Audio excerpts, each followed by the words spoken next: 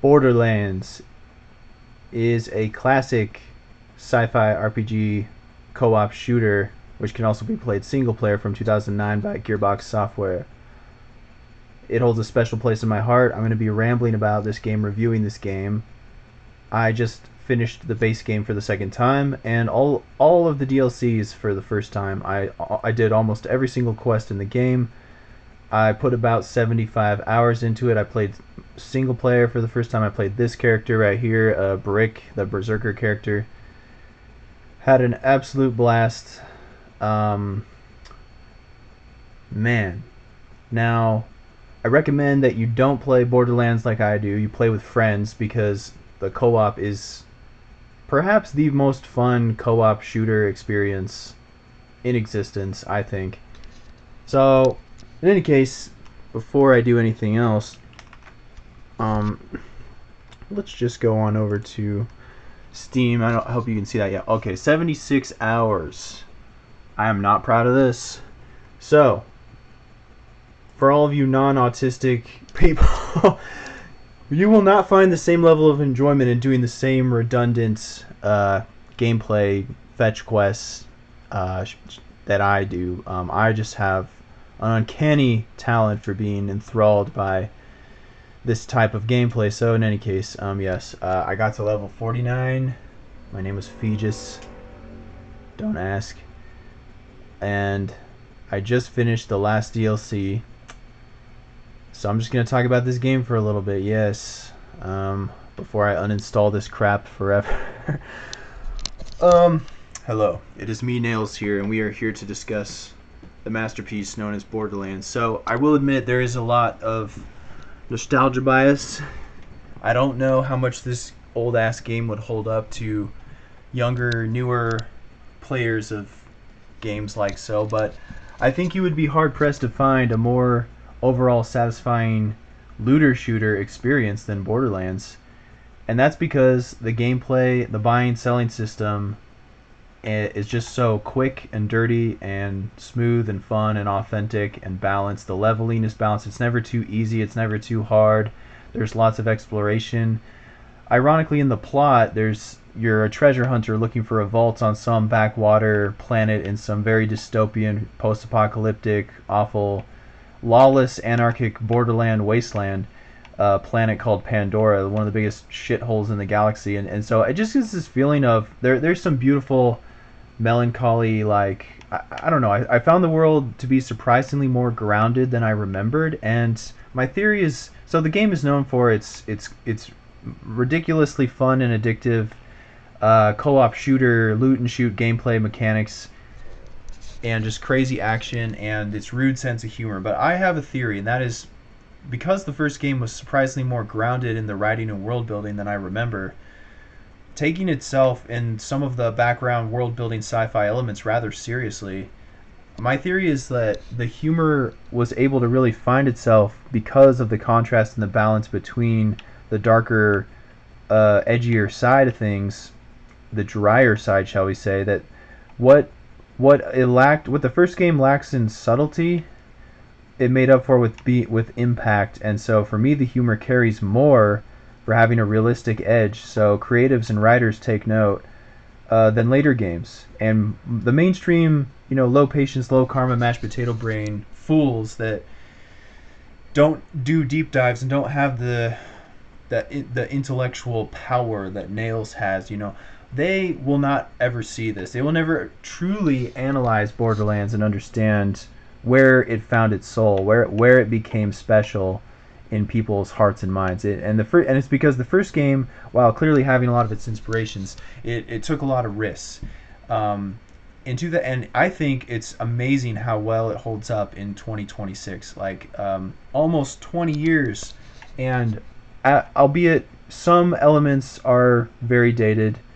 Like there's no slide mechanic, and there's just a lot of the same looking sounding NPCs, and didn't use AI quite as well. There's the random weapon generator was brilliant and still holds up, but despite a few setbacks that are aged and dated, after a few hours, I totally stepped back into a time portal back to 2009 and was amazed that I found myself picking up right where I left off, getting addicted all over again. And by the time I beat the base game and got into the DLCs, I wasn't expecting to enjoy them as much as I did, but it offered more of the same gameplay. Nothing spectacular with writing, but what I mean to say is by hour 40 or 50 or so, I went another like 25 hours in the DLCs because they were so fun, and they offered you like a change of scenery. And I wouldn't call them essential. You're not missing out on the Borderlands 1 experience by skipping the DLCs, but they are just fun if you want more of the same. And they're not worse than, so I mean, they're not better, they're not worse, they're just kind of there. And it doesn't expand the story, but I mean, Borderlands is not exactly known for its story. Anyway, what I was saying earlier, I think for me, the most unique feature of the first game that was so original at the time was the gameplay, especially better when it's co-op, but it's still fun single player, surprisingly fun. Um, it's that feeling of gambling every time you open a chest, you look for new guns. It's that balance of that feeling of earning, defeating enemies that's always challenging. You're always leveling. The balance of the leveling to getting new weapons, buying and selling.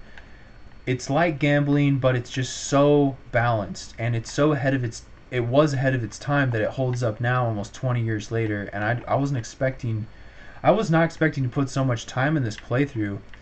I'm not playing this again anytime soon because I'm only just now getting a little bit sick of it. But I swear, like, in a few weeks, if there was more content in this Game of the Year version, I would drop another 3 hours every few weeks and play this forever. Like, I really would. So, fortunately, I'm going to go through Borderlands 2, 3, and 4 in their entirety and do review videos like slowly over the next probably couple years, knowing how crammed and chaotic my life is with all the things I want to do. So, anyways, Borderlands for me is, I played my first playthrough with friends on the 360 long ago, and so there is some nostalgia bias there. And going through this world for that reason, was a little bit sad. It was a little bit melancholic, but surprisingly, it didn't feel empty or meaningless.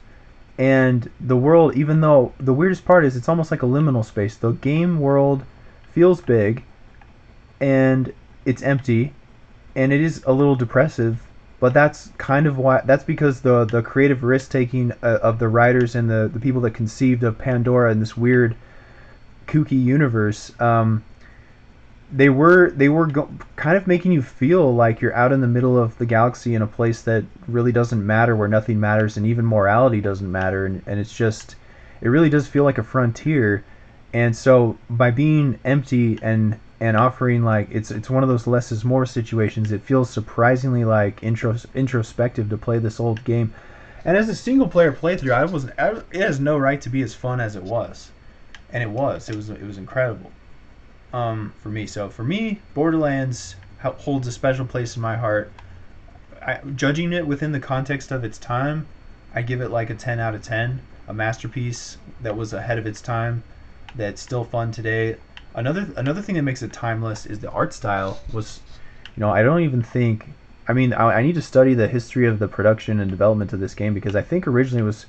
The reason why I feel like it was so grounded and it ultimately came off as taking a few last-minute risks in an effort to be different and stand out from other competitors at the time, like Halos and Fallouts and all that sort of other sci-fi and post-apocalyptic shooters of the 2000s. Like, I think originally it was planned to be a very serious, grounded RPG, but it still feels that way in the background. It just has this layer of kooky, comic book, non-serious, not taking itself seriously quality on top of it. But that was like capturing lightning in a bottle, because those two elements come together. Like, the seriousness grounds the humor so that it's drier. And in future, by the time of Borderlands 3, it was getting a little full of itself, and it just didn't land as much, and it was a little over the top. I still need to go back and finish Borderlands 3. It was still a great game, but it just didn't feel quite as fresh and punky and new and edgy by then. But overall, I don't know. This game, playing old games that hold up with time like this, it gave me a lot to think about game development and all sorts of stuff like that. But I wish there was Borderlands comics to. I'm sure there are, like, because I just love this art style. This art style makes it timeless, because the hard, like, monochromatic, like, hard lines and everything, it makes up for your mind sort of projects the lighting qualities that didn't exist yet at that time, if that makes sense. And so if you are an introspective, imaginative personality that likes sci-fi shooters and comic books, I mean, there isn't a more fun experience to be had, except maybe the Borderlands sequels that I know of. And to me, Borderlands 1 was a lightning in a bottle. Miss slightly by today's modern audiences, they just don't get it, man. It's for them, it's a misunderstood masterpiece, low key. But back in the day, it was the funnest. It's still in my top 10 or at least top 20 most fun, sheer enjoyable, playable games of all time. I still find the gunplay to be challenging and super fast paced. The last thing I want to say, the menu systems, I got a thing for smooth menu systems integrated with gameplay. Oh, looks like the sun's coming up at Tartarus Station over here. So, menu systems, when they pop up, it's so primitive compared to where the series went. It's so simple, but it's beautifully simple. When you're playing the game and you're searching for a gun, you open a chest or something, and you see guns on the ground.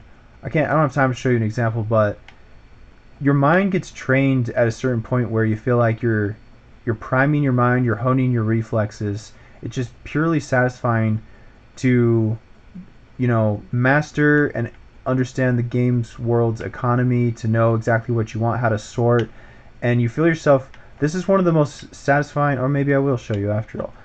Playing a controller one-handed here. Played with an Xbox controller. That's what I recommend on Steam. So for $30, a game that came out in 2009, I don't feel ripped off by playing it because I put 76 hours of pure enjoyment and love. So in any case, just getting a feel for the number systems of how to plan and buy and sell and rate and compare and contrast, that alone improves the whole experience in a way that it's like gambling, but it's low. It's a good substitute if you're a gambling addict. I'm not into gambling, and I'm never going to touch gambling. I never have, because I know I'd get addicted to it, because I would love it so much, because I love numbers and lists and shit, and buying and selling stuff. And so essentially, but that alone makes the whole game have meaning. So when you play as a treasure hunter, like in the context of the story, it just has this feeling of like, I gotta go, I gotta explore, I have to conquer, because I have to get stuff, and then I get better stuff. And no other game I've played, not even World of Warcraft, has done it better. Guaranteed, I can't really say, because I never got that far into World of Warcraft back when I did play it years ago. But I must say, this game does it like nobody else, man. This game to me is special. It's the shit. And when I eventually, maybe years from now, finish Borderlands 2, 3, and 4, I will try to 100% them, ideally with the right friends. And if not, I'll just do a single player experience like this, and then give my full thoughts and review on that as well. Anyway, for me, Borderlands 1 is a flawless game. It stands the test of time. It's a 10 out of 10. It's so unique. It's so original. It took so many risks. It captured lightning in a bottle by being so fun. It's probably the most fun co-op RPG shooter ever made, period. Well, the whole series. I can't really decide on what Borderlands is my favorite, because I haven't played them all. I've only played 1 and 2 in their entirety. So, and this one officially done for the first time, having finished the DLCs in their entirety. So, anyway, that was more than you ever wanted to know about my Nails' ultimate review of Borderlands. Play it if you haven't played it. Ideally, play it with friends, but it's still surprisingly fun as a single player experience. Yes. DLCs aren't quite essential. They're still fun if you want more of the same. Thanks.